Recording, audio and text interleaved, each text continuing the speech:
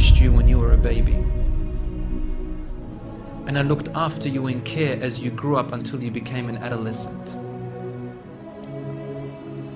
You lived upon what I worked for and strived and sacrificed in my body and time and wealth, so that you may live healthy. Whenever a night passed you, when you were sick or ill or coughed, I was the first to be up, carrying you and looking upon you with my heart, afraid if an atom or a little breeze would harm you in any way.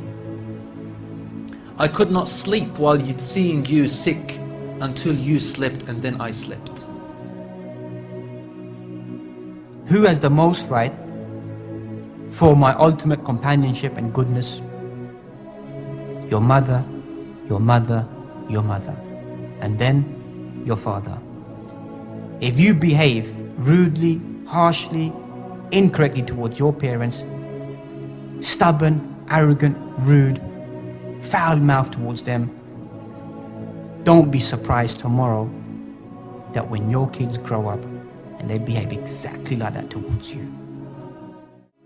I don't even need to stand here and tell you from Quran and Sunnah, because the fact is, they're your parents. Regardless of what Allah has said, regardless of what Rasulullah said, you must love them.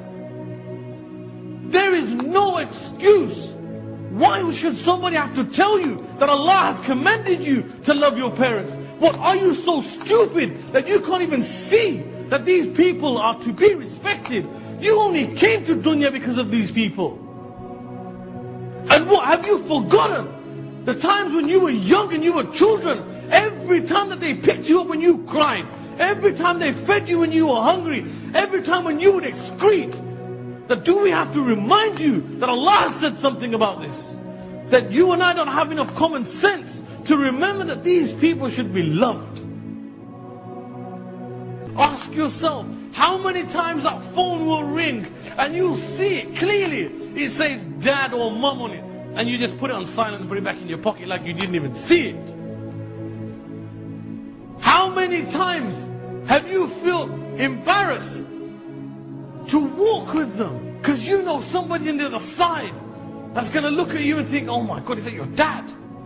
Or, oh my God, is that your mom? How many times when you came home late at night, or when you were listening to your parents and they told you clearly that son, don't do this, or oh my beloved daughter, don't do this, did you go behind their back and do it? How many times did you have an altercation with your parents and they told you off and you shrugged your shoulders and you walked off and you slammed the door, thinking you were something big, forgetting that you were transgressing in the sight of Allah? How many times have we done this, and how many times will we continue to do it, forgetting that Allah has commanded that it is haram for you and I to do such a thing? My parents are not Muslim. My wife is in the audience.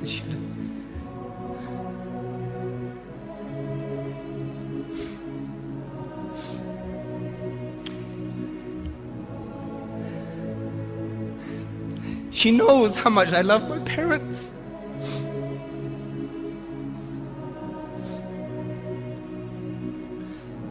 And my parents love me.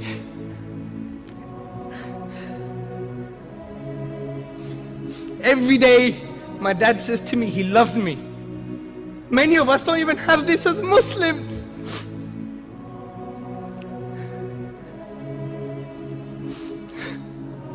But if my dad dies like this, where is he gonna go? You could pray for your parents. I can't pray for my dad when he dies. This is the reality, brothers and sisters. This is the reality. Don't underestimate the blessing Allah subhanahu wa ta'ala has given you. Don't make it too late, brothers and sisters. Don't make it too late.